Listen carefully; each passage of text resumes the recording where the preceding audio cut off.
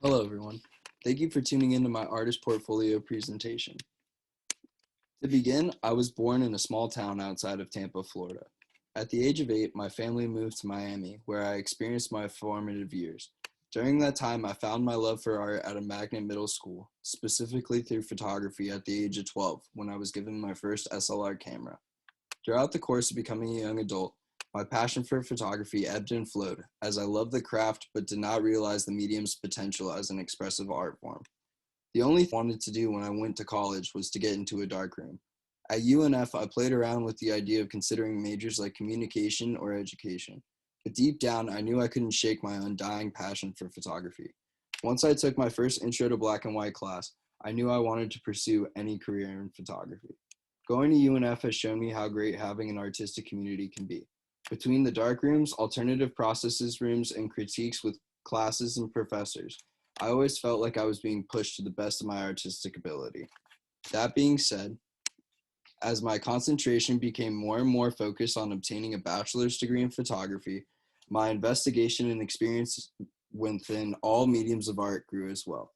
Artists like Ed Templeton, who I had just seen as an idol in the skateboarding culture, was now an independent entity expressing himself as an artist to the fullest extent of whichever medium he could get his hands on. I became heavily inspired by surrealism, neo-Dadaism, and expressionism as I started to resonate with pieces from these periods. I was moved by the way Dadists sought to close the gap between art and life, and artists like Robert Rauschenberg taught me that there's always an ability to break the mold when creative art. He also reminded me that the act of being an artist in itself is the piece that can ultimately join art in the real world. On a personal level, I find my work falling within the realm of conceptual art. Some themes that are incorporated in my work include the documentation of subcultures, finding identity in our visually complex reality, and the effects of consumerism and consumer culture on a post-peak consumption state. All of these themes that I just mentioned end up tying into communication and subversion, and alternative ways in which to communicate with others, another central theme of my work. I tend to find that living in this current culture is often overwhelming and creates disassociation between individuals and reality. Overarchingly, these are themes that help me conceptualize ideas and find a way to communicate with others. So many people ask me, how do I get things done? I honestly ask myself the same question all the time. It can be really difficult to find a creative flow that works for my needs.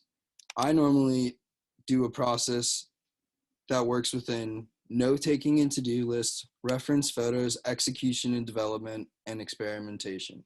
The mediums that I normally include within my processes are film and digital photography, alternative printmaking, painting, drawing, collage work, and poetry. I always start out my process by writing down notes in a notebook or on my phone. I can then reference these things later to do more extensive research. Because of most of the photographic work that I create is in the field, my next step is to usually drive around and take reference photos with my phone. These photos act as a location marker for the image when I need it and helps me visualize exactly what I want before I waste a shot of film. I then bring my camera to the location and start creating images. At this moment is when I usually start to spontaneously see captivating imagery and explore my surrounding areas. I then take my images back to the lab where I develop my images or do post-production work on Photoshop. From there, I observe my images and troubleshoot any technical issues that I have, and then decide whatever I should reshoot or if I am ready to print. As I am creating a body of images, I also begin to experiment with the images and a combination of mediums together to spark more ideas. Sometimes this leads me to expanding upon my initial body of work, or even to creating related work for future projects. The first series I created that dealt with a conceptual idea and some of the themes that I touched upon earlier was subversive symbolism. Growing up in the South, it feels evident that religion plays a major role in decision making on the local and state levels. From laws to education to personal opinions and ethics, religion shapes individuals' identities in more ways than one. By removing religious symbols from the buildings, the Southern architecture becomes drab and mundane. The symbols are then presented next to the stripped down buildings. These diptychs create a sense of disillusion in the viewer, and make them ask questions about the power and influence of symbols in their own lives. Here's most of my images from the series.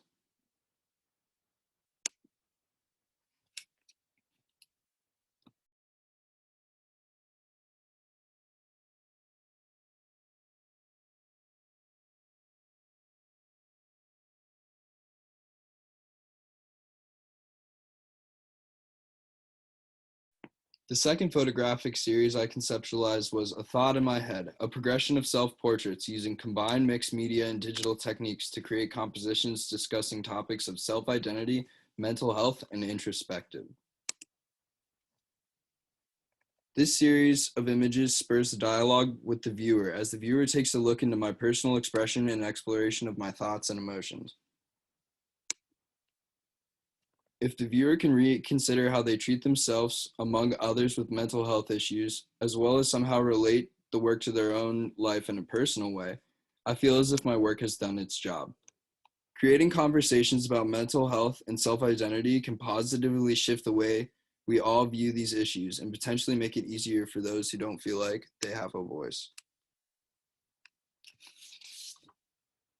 The series I'm currently working on is titled Sleeping While Awake. This series explores the effects of consumerism in our current culture. Large conglomerate companies are constantly persuading the public to buy items they do not need. That being said, the items the buyers purchase give them an intrinsic feeling of power and individualism. We can see, touch, and smell these entities all around us, yet none of these objects make us feel complete or satisfied. As an individual navigating the world, it often becomes difficult to find things to identify with.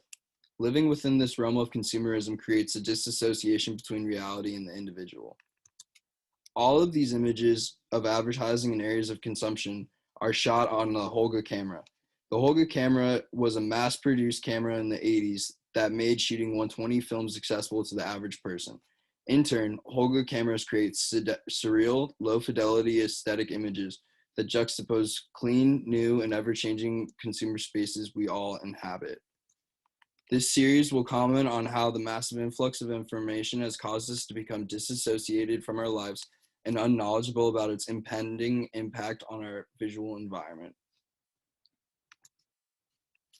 And moving forward, I plan to work towards pursuing my Master's of Fine Arts in Photography, or hopefully combining my photography with other mediums I utilize as a multidisciplinary study.